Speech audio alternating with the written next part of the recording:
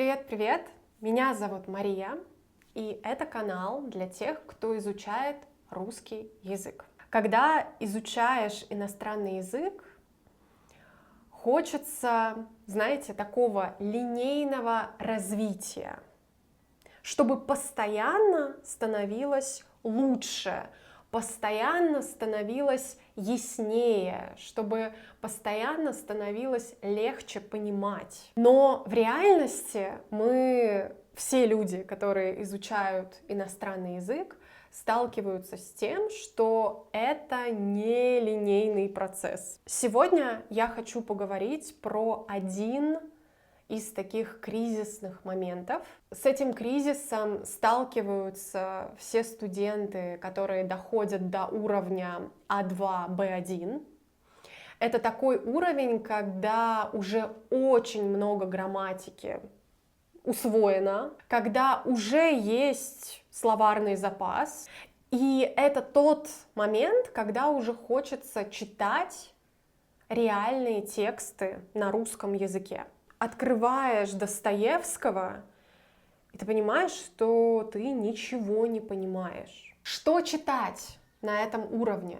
Как это делать? Как читать? Почему литература для детей на этом уровне — это плохая идея? Как выйти на следующий уровень? Вот об этом, обо всем мы говорили с моим студентом Эндрю. Он приходил ко мне в гости на прямой эфир пару лет назад. И вот прошло время, многое с тех пор изменилось, и снова мы с ним встречаемся, чтобы обсудить боль тех, кто изучает русский язык. Слышишь? Слышу. Окей. Потому что Видишь? вижу. Потому что женщина уже сказала, что рекординг in progress, рекординг прогрессирует. Но мы пока с тобой просто это болтаем. Да, и Я это ты будешь это монтировать, да? Да. Причем так, как ты этого пожелаешь. Если ты хочешь, чтобы от этого видео был эффект юмористический, то я это сделаю так. Если ты хочешь, чтобы от этого видео был эффект «Вау, как он говорит по-русски, вообще не Мгм. делает ошибок», тогда будет так. Да, точно это я хочу. Хорошо. Приветствую всем, мои славные друзья. Всех приветствую. Всех. Да. Знаешь, мне обидно, что привет всем, а потом приветствую всех. И мне обидно. Мне обидно. Это нелогично. Это вообще... В последний раз мы с тобой записывали общее видео на моем канале 2 года назад. И с тех пор в твоей жизни очень много всего изменилось. Мгм. Да. Можно назвать? А, ну, сын у меня появился. Так. Это во-первых. И, Да. наверное, во-вторых. И в-третьих тоже. Как бы в этом я не участвовала, если что. Это не моя заслуга. Эндрю сам справился. Так. Да. Ну, сам с женой. Ну да. Кроме этого, ну, сдал C1 год назад или больше. Наверное, уже, да, год прошел. Мгм. Эндрю сдал экзамен. С1. Кстати, как тебе этот опыт? Блин, это я тоже вырежу. Как тебе этот опыт в 2 словах? Вот, в 2 словах. В двух. Хорош, полезен. Эндрю точный человек, и это не изменилось за 2 года. Попросили 2 слова, держите 2 слова. Спасибо. Мгм. Мгм, Хорош, полезен. И ты сдавал экзамен, кстати, онлайн. мгм. Ты не поехал никуда там в Санкт-Петербург, в Москву. Да, А какая самая сложная была часть в экзамене С1? я уже забыл. Ну, это уже, господи, неважно. Мгм. История Сдал и сдал. Ну, сдал, да. да, Историю пишет победитель. Вот, ты победил, все. да. Так, экзамен С1, сын. Еще я в тебе заметила больше русскости какой-то, вот в некоторых выражениях, во взглядах. Это, может быть, Достоевский на тебя так влияет, не знаю. М, Ну, иногда ты возьмешь и скажешь какую-нибудь такую на грани Мудрость. депрессии, мудрость. Да. И сейчас мы переводим с тобой Книгу. Достоевского. Да, мы переводим Достоевского на английский язык. Да, сложный опыт, но интересный. Мгм. Медленное чтение такое. Скажи, ты всегда читал Достоевского? Или к Достоевскому ты пришел только на уровне C1, а до этого ты делал что-то другое? Ну, конечно, всегда, когда мне было 5 лет, я читал Достоевского с папой, ну, перед сном, как Мгм. нормальный ребенок. Нормальный Эм, американец. Мгм. мгм. Когда я начал изучать, я думал, что было бы слишком сложно а, пойти на таком уровне, Мгм. чтобы я смог понимать Достоевского. Ага, то есть ты думал, что это недостижимая планка, слишком Мгм. сложно дойти до такого уровня. Да. То есть я думал, что в моей жизни невозможно дойти до этого. Мгм. Ам, и я только на английском буду читать этого автора. Мгм. Обречен читать на английском. Можно так сказать, да. Но оказалось, что я был неправ. Мгм. Могу его понимать теперь. Это классно. Я думаю, что мы начали переводить, ну, год назад.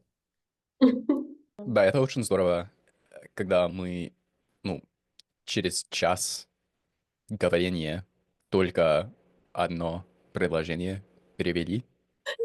Да, очень много слов в одном предложении. Мы еще не сказали именно какую книгу. Да. Какую книгу мы переводим? Записки из подполья. Да. Очень Актуально. крутая, актуальная, да. Я сам из подполья, поэтому, да, очень актуальная книга. А я записки. А я, а ты записки. И вместе мы... Банда. Да, актуальная, потому что там все ответы на вопросы, почему вот так вот устроены геополитические отношения. Вообще, я с тобой хотела поговорить не про это. Вот знаешь, говорят, что у людей в течение жизни бывают кризисы. Кризис там 30 лет, кризис 40 лет, ну, я не знаю, кризис еще какого-то возраста. Мгм. И вот мне кажется, что у тех людей, которые изучают русский язык, тоже бывают кризисы, кризисные точки. И Так. один из кризисов — это примерно уровень B1, когда человек уже знает практически всю нужную грамматику, в принципе, он разобрался в том, как работает язык, но понимать носителей вот в их естественной среде он все еще не может, и непонятно, как туда перепрыгнуть на этот уровень. Мгм. Согласен? Согласен. Ну вот и все. Ну, пока. Ну, у тебя тоже был такой кризис, я имею в виду? Ну нет, ты человек не кризисный, конечно. Но Не для кризисный. драматичности этого видео можешь, пожалуйста, сказать: "Да, у него был кризис"? Ну, ты знаешь. Знаешь, я хочу взять с собой книгу на Ага. русском. У меня есть, чтобы я а, Не был мог... голословен. М? Чтобы не быть голословным, мы говорим, типа, чтобы доказывать свои слова чем-то. Мгм. Да, вот. У меня есть репка, гуси-лебеды, курочка, ряба. То есть ты советуешь на уровне B1 читать детские книжки? Нет, Нет, точно нет. нет. Я согласна с тобой, нет. Знаю, что некоторые, прям многие даже, порываются это сделать, собираются это сделать, потому что думают, что вот как раз книжки для детей 3-4 лет, сказки вот эти детские — это то, что нужно. Да, я с этими людьми не соглашусь. Русская народная сказка, вот, теремок, вот, написано, что это для человека 0 плюс. Когда я читал эту книгу, я заметил, что я, ну, великий C1-чик, э, не знал нескольких слов в этой Мгм. книге для человека, ну, 0+. которому 0. Бежит мимо мышка-нарушка. Что такое нарушка? Не знаю. Мгм. Кто-кто в теремочке? Теремочке? Даже не знаю, где ударение в этом слове, конечно. Теремок в теремочке. Теремочке живет. Никто не отзывается. Вошла мышка в теремок и стала там жить. Все нормально пока. Мгм. Приска... Прискакала. Прискакала. Прискакала. Вот. Лягушка-квакушка.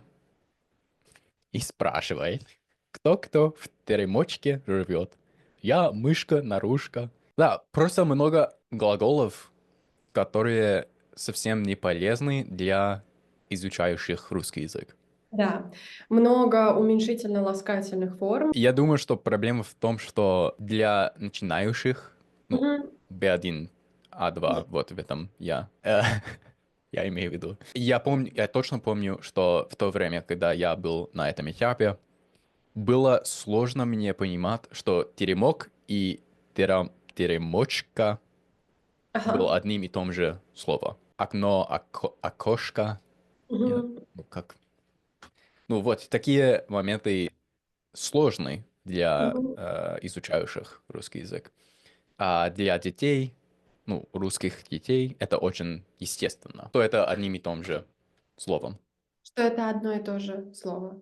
Что это одно И и то же то же. слово. Мгм. Ну, да, Одно если и то же слово или так лучше. является одним и тем же словом. Одним и тем, что это является одним и тем же словом. Что Еще раз. это, что это является одним и тем же словом. Да. Вот. Молодец, Эндрю, с первого раза правильно сказал. Спасибо. Другая проблема в том, что это очень неинтересно для взрослого человека. Ну да. Что же делать? Что же ты? Спасибо за вопрос. Я думаю, что у меня еще две другие книги для начинающих. Вот одна — это «Трудно быть Богом», упрощенная. Мгм. Точно помню, что когда я читал эту книгу, Мгм. мне было сложно. Эта книга написана носителями для Мгм. изучающих, и я утверждаю, что это очень сложно для носителей понимать, что именно нам, как изучающим, сложно. Да. На первой странице написано «Ну что ж». Это просто предложение. Ну что Мгм. ж. Очень естественное предложение для русского человека и не имеет никакого смысла для изучающих. Мгм. Да, поэтому я тоже думаю, что вот такие адаптированные книги не именно то, что нам нужно. Мгм. Я с тобой согласна, но по другой причине. М, Мне кажется, ну, я обычно не очень советую, не очень активно советую адаптированную литературу студентам. мгм, Не потому, что там будут слова типа «ну что ж». С такими словами придется столкнуться рано или поздно, все равно. мгм, Я не очень это советую, потому что иногда из-за упрощения теряется естественность языка. м. Естественность конструкции. И вот ты читаешь, и, ну, мы так не скажем. Мой совет был бы, как можно раньше пытайтесь начинать, читать неадаптированные тексты. Но я не говорю, конечно, про литературу типа Достоевского и Толстого. Знаешь, я знаком с одним человеком. Его первая книга, которую он читал на русском, была «Мастер и Маргарита». Окей. А, Он читал эту книгу именно, чтобы он мог разобраться в каждом предложении Окей. и изучать каждое новое для него слово. Окей. Для меня это Много ли он прочитал? целую книгу Он прочитал. дочитал до конца. Да, дочитал. Здорово, ну, значит, для кого-то это работает. Да, для кого-то. Точно Мгм. не для меня. Я знаю себя. и знаю, что после нескольких предложений Мгм. мотивация исчезает, Мгм. наверное. Просто даже из-за того, что на каждом шагу ты встречаешь новое незнакомое слово, приходится его смотреть, сталкиваешься вот с этим непониманием, да. Я знаю, что очень многие из вас хотели бы читать по-русски, но в одиночку самому начать бывает очень трудно. И нужно сообщество людей, людей, которые бы тоже начинали, как и ты, читать по-русски. И вы бы вместе обсуждали текст, который вы читаете, вы бы вместе обсуждали трудности, с которыми вы сталкиваетесь. Вот такое сообщество уже есть.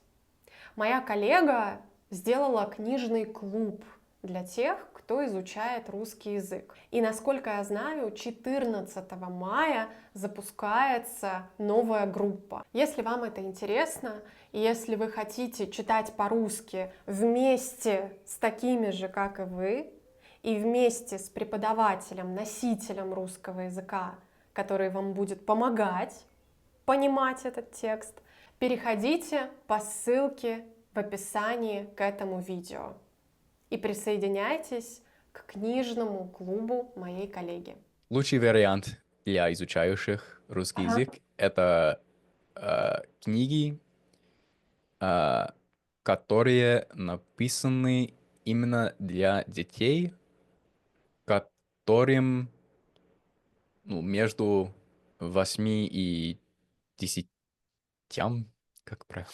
Которым около 8-10 лет, Да. или которым 8-10 лет, можно сказать. Вот эти книги написаны именно, чтобы они, то есть эти дети, хотят продолжать читать. И Мгм. это именно то, что Мгм. изучающим русский язык нужно. Мгм. Потому что я думаю, что если чтение, ну, как процесс, Мгм. кажется вам как изучение вместо наслаждения, Мгм. то ты меньше читаешь. Ты Мгм. меньше читаешь и еще меньше помнишь то, что Жи читал. Давай уже раскроем интригу и скажи, какие же это книги? Что же это за волшебные книги, Ну, которые хотелось читать? я даже не помню именно, как называются эти книги, потому, ну, например, я читал один детектив, переведен с английского, и это Мгм. тоже хорошо для, для начинающих, Мгм. потому что язык кажется мне более естественным, потому что это Мгм. переведен с моего родного языка. Детектив — это, в принципе, интересный жанр всем, Мгм. даже не изучающим язык, да. Он этим Да, отличается, что ты хочешь узнать, что будет на следующей странице. Ну да. А у тебя есть какое-то конкретное название? я сейчас смотрю на мои книги на Литрес, Мгм. и почему-то не вижу эту книгу здесь, но Мгм. найду. Здесь могла бы быть реклама приложения Litres, но это не реклама, Это не реклама. просто совет. Это хорошее приложение для того, чтобы Мгм. читать по-русски прямо с телефона. Там очень много русской литературы. Я тоже оформила подписку, и за где-то $5 в месяц, по-моему, ты можешь читать невероятное количество книг, очень много. Мгм. Учитывая, что здесь, в Венгрии, где я сейчас живу, книги дорогие достаточно, $5 за безлимитное количество книг — это вообще очень приятная цена. Чем больше я думаю, тем больше я понимаю, что книги переведены с родного языка. Мгм. Это точно где нужно, с чего нужно начинать. Начал читать Хроники Нарнии. Мгм. И это очень здорово для начинающих. Я еще не читал эту серию книг на английском, поэтому не знал, что будет. Здорово. Эм, Тут вот насчет переводной литературы я понимаю тебя, понимаю твой аргумент. Но я бы, наверное, такой вывод сделала. Если у человека есть терпение продолжать читать, несмотря на то, что идет медленно и трудно, и если человек изначально относится к чтению как к такому процессу обучения, а не просто там лечь и вот перед сном в удовольствие почитать.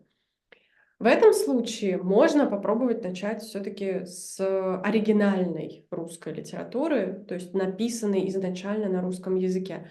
А если вы хотите отдохнуть и встроить в отдых чтение на русском языке, то надо как-то упрощать для себя жизнь. И да, переводная литература. Да, я думаю, что упрощать жизнь в этом очень важно. Только чтобы ты мог, ну, уверенно, с уверенностью дочитать Мгм. хоть одну книгу. Мгм. Потому что после того, как ты с уверенностью дочитаешь одну книгу, Мгм. намного легче дочитать вторую и Мгм. третью и так далее. Да, это Ам, здорово. Очень хорошее замечание.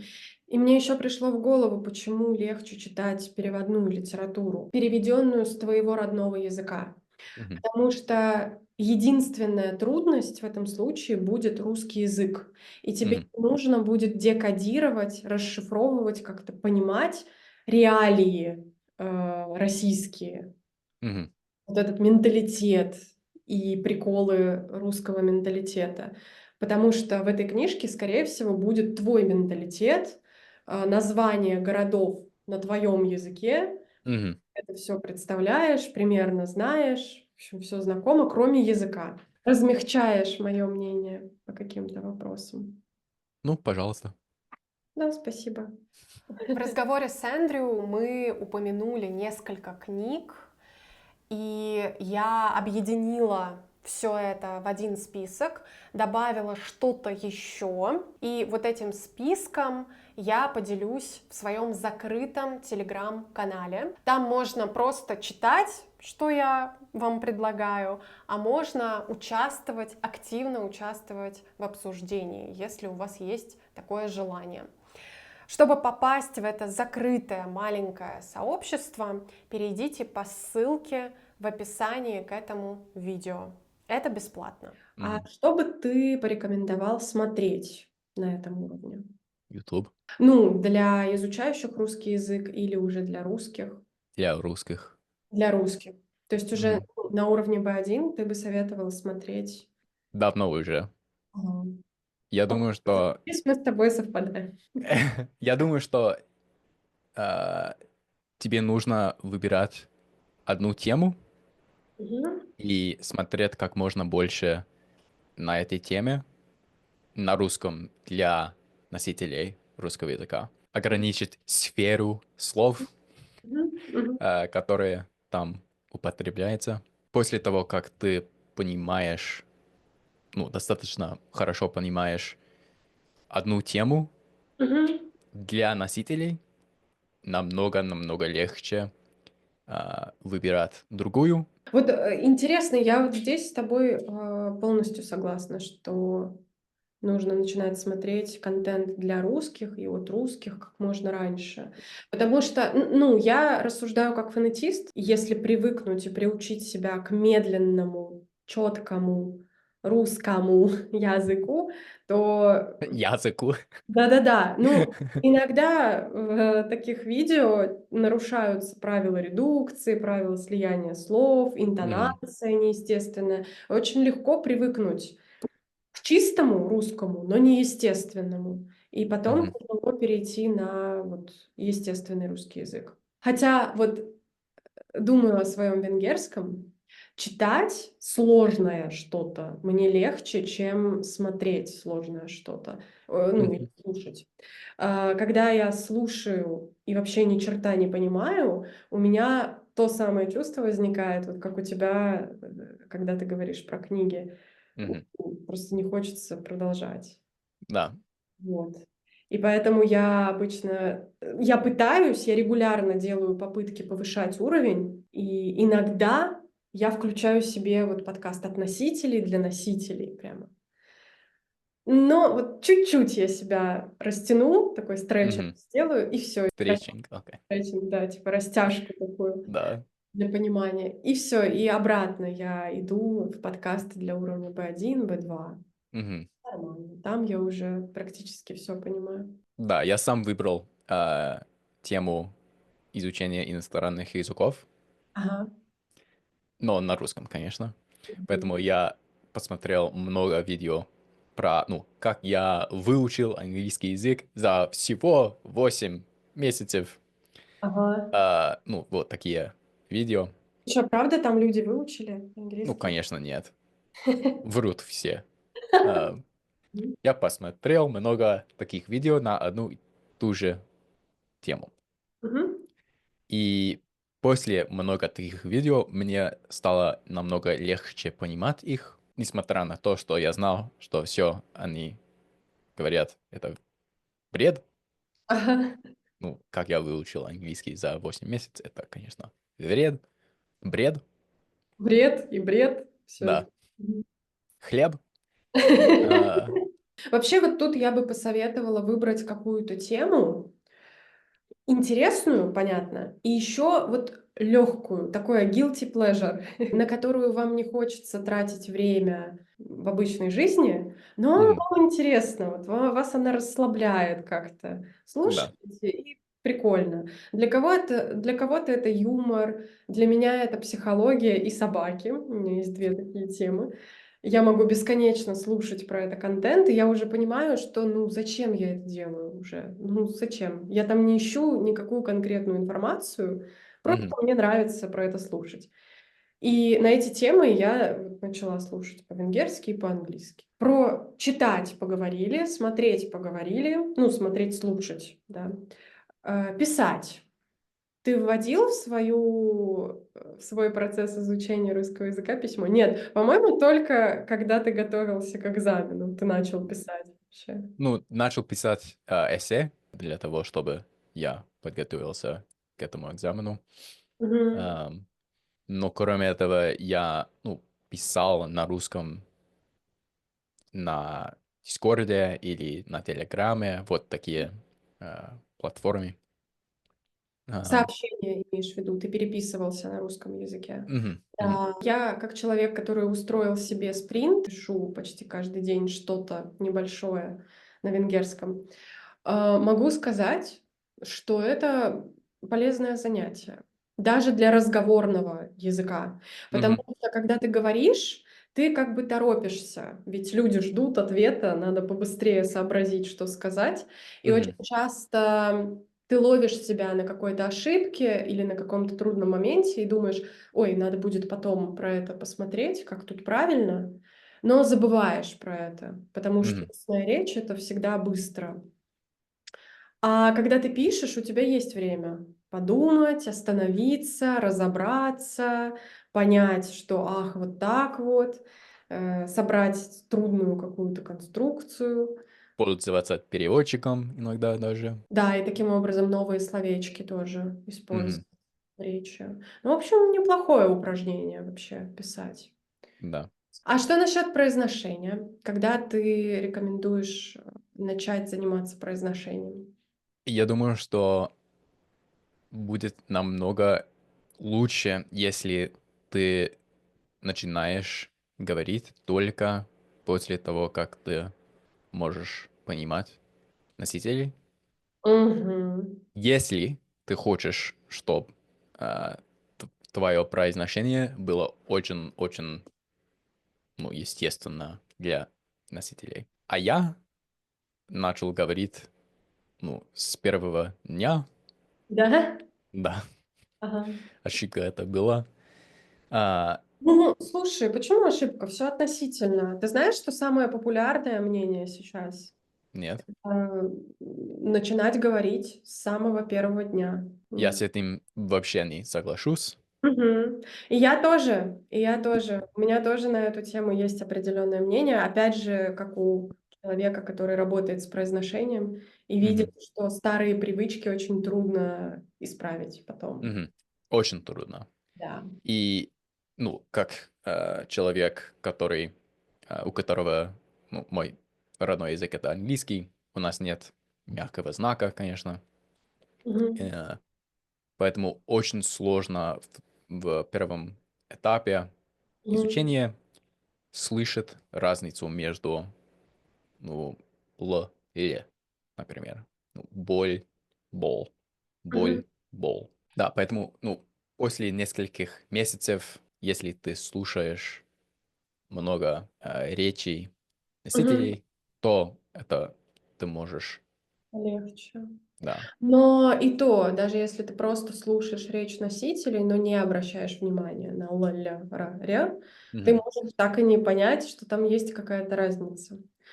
Вот. мгм, Поэтому было бы здорово, конечно, ну вот если бы я была человеком, который с нуля изучает русский язык, мгм, я бы дала себе месяцев 5-6, серьезно, вот прям полгода, мгм, просто слушать на русском языке, да. ну, медитировать буквально. Понятно, что я ничего не пойму, но просто слушать и привыкать к этому звуку, к мелодии. Мгм. Таким образом, интонация усвоится сама, и, ну, гораздо легче, во всяком случае. Ну, сложно это, потому что когда ты начинаешь изучать новый для тебя язык, Мгм. ты очень хочешь, ну, говорить, ну, здравствуйте, привет всем, ну, меня зовут Андрей, вот такие моменты. В основном люди, которые начинают изучать язык, если это не опытные полиглоты, то они не очень понимают, зачем вообще произношением так сильно заниматься. Мгм, Вот. Но потом, кстати, как раз на уровне B1 где-то начинают понимать. мгм. Наверное, поэтому у меня часто такая публика. Да, Вот. потому что они понимают, что свой американский акцент режет уши, Ага. и да, уже пора. Порекомендуешь что-нибудь конкретное смотреть? Да, я порекомендую этот канал Sound Like a Russian. Я вообще... Спасибо, конечно. Что посмотреть на русском языке? Твой какой-нибудь топ, не знаю, сколько-нибудь, топ-5 каналов для тех. Каналов. А ты что А, порекомендовать? Сериалы? Давай тоже. а, ну, проблема в том, что я уже достаточно редко смотрю а, ну, контент на русском языке. Мгм. Я больше всего читаю теперь Мгм. перед Ну сном. да, у тебя самая сильная такая олимпийская форма была вот как раз, наверное, год назад, наверное. Да, да. Год или два назад я занимался, ну, больше 3 часов в день. Посмотрел что-то, потом прочитал что-то, потом попрактиковал свое Мгм. произношение. Ну, Мгм. очень строгий человек был я, Ну не давай знаю. топ-5 каналов, которые ты бы рекомендовал людям на уровне как раз B1. Самый лучший русский канал на русском и русский канал на самом деле. И даже, наверное, самый лучший канал на Ютубе. Да, Армен и Федор, как называется Фёдор, его да, про канал. литературу, да? Мгм. Мгм. Но дело в том, что он очень сложно говорить. И я Мгм. думаю, что стоит выучить русский язык только для того, чтобы ты можешь понимать его видео. Ну, для меня есть канал, называется Virginia Beowulf English Studies. Этот русский человек делает видео про английский язык. Много сериалов на Star Media. Да, Мгм. я посмотрел там какой-то сериал Анна Детектив. Очень советую. Кроме о русском по-русски, вот среди каналов прямо для изучающих русский язык, ты еще, Мгм. я помню, называл Russian Grammar, по-моему, такой канал на английском. Да, это канал на английском, и какой-то профессор а, американский Мгм. делает видео на этом канале. Ага. Очень хорошие видео для начинающих. Это такие каналы, о которых уже все знают. Я тут недавно порекомендовала Russian Progress, Russian with Dasha и with Max. Блин, все их уже знают, все уже. Скажи, а почему в итоге ты решил вот написать мне и со мной заниматься? Несколько лет назад. Да. Я сейчас просто думаю, вот мы перечисляем с тобой каналы, думаю, блин, так много каналов. Во-первых, я очень захотел именно произношением заниматься.